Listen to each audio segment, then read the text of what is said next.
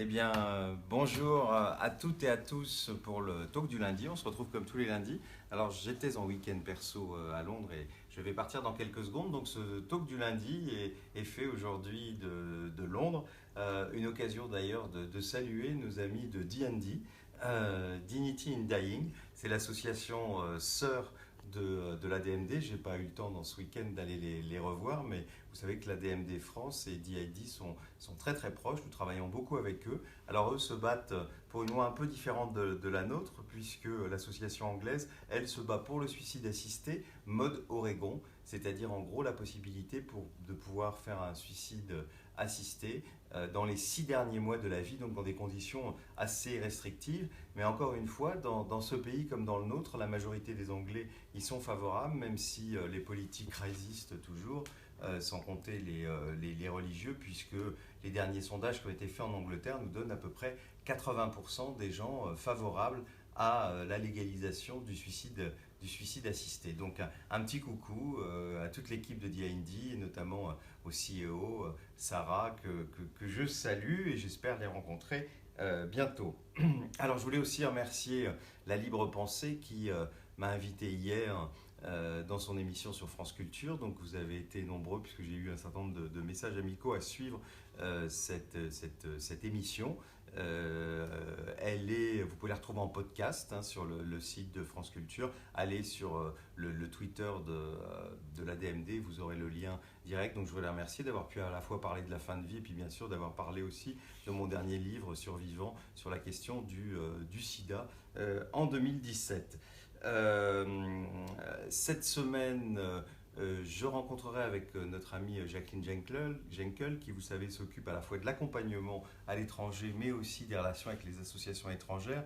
Nous rencontrerons le nouveau bureau de l'association allemande, puisque Elke Besner, qui a été très longtemps la présidente et qui est une militante depuis des décennies du droit de mourir dans la dignité, notamment en Suisse, elle a commencé en Suisse, puis après en Allemagne, a décidé d'arrêter pour des raisons personnelles. Donc je voulais saluer Elke, la remercier pour tout le travail qu'elle a fait en Suisse et en Allemagne pour faire avancer notre cause. En Allemagne, c'est particulièrement difficile et c'est pour ça que nous allons rencontrer avec Jacqueline le nouveau bureau et donc le nouveau président de l'association allemande. Ce sera donc vendredi.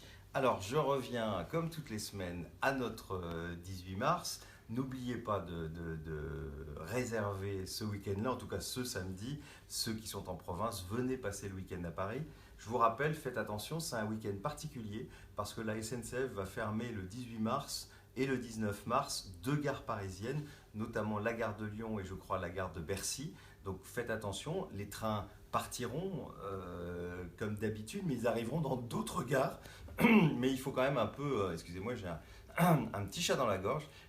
Il faut quand même vérifier auprès de votre gare ou sur le site internet de la SNCF pour être sûr que le train que vous prenez habituellement pour venir à Paris fonctionne à la même heure que d'habitude et puis dans quelle gare vous allez arriver. Je vous rappelle que la DMD organisera évidemment des accueils dans les gares parisiennes pour celles et ceux qui vont venir à la fois évidemment pour ce grand meeting où nous allons interpeller les candidats, mais aussi surtout pour la manifestation que nous voulons organiser avant. Rassurez-vous, je sais que beaucoup d'entre vous ne sont pas forcément en pleine forme, sont parfois un peu âgés.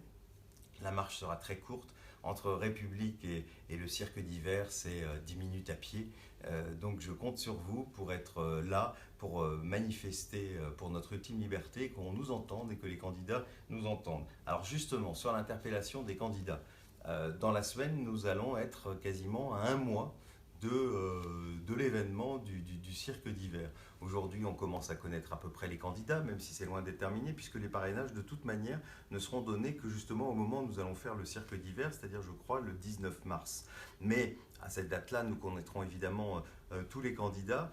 À partir d'aujourd'hui, nous allons lancer sur les comptes Twitter de la DMD, sur les réseaux sociaux en général, et je vous demande de suivre cela sur le compte de la DMD France, une interpellation des candidats pour leur rappeler qu'on les attend le 18 mars et qu'il est important qu'ils viennent dire ce jour-là quelle est leur conception de la fin de vie et s'ils veulent enfin sortir de la logique des lois Leonetti. Je vous rappelle, les lois Leonetti, c'est des lois faites par des médecins pour des médecins et qui nous permettent qu'une chose, globalement, quand on va en finir, c'est une sédation terminale où on vous endort et puis globalement, on arrête de vous hydrater, de vous alimenter, on attend que vous mouriez. C'est une façon que certains qui peut parfois être utile pour des personnes très fatiguées, très malades, mais pour d'autres qui peuvent être parfois cruelles quand cette faim peut durer 3 semaines alors qu'on pourrait partir en quelques minutes, entouré de l'amour des siens, leur dire au revoir, plutôt que d'être là comme ça à attendre une mort qu'on souhaite parce que notre vie n'est plus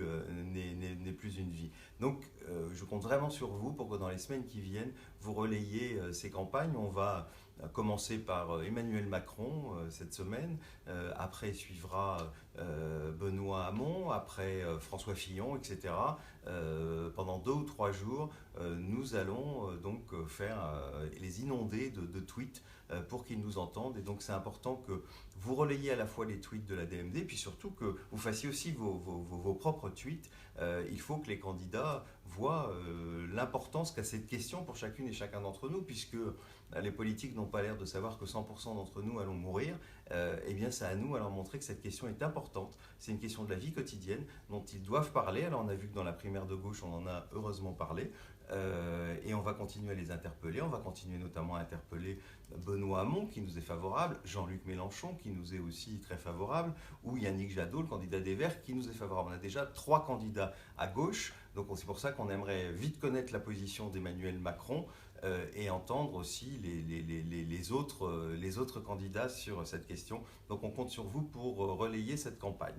Voilà, je crois que je vous ai à peu près tout dit pour cette semaine. Alors peut-être, puisque c'est maintenant, je crois, dans quasiment la plupart des zones françaises les vacances, allez, un petit conseil de lecture léger, puisque c'est pas parce qu'on se bat pour une fin de vie digne qu'on n'aime pas la vie, qu'on n'aime pas la culture, qu'on n'aime pas lire, qu'on n'aime pas s'amuser, qu'on n'aime pas partir en week-end. Donc un salut à tous les jeunes qui sont actuellement en vacances scolaires et puis bien sûr aux enseignants aussi et aux parents qui ont pris des vacances pour accompagner leurs enfants.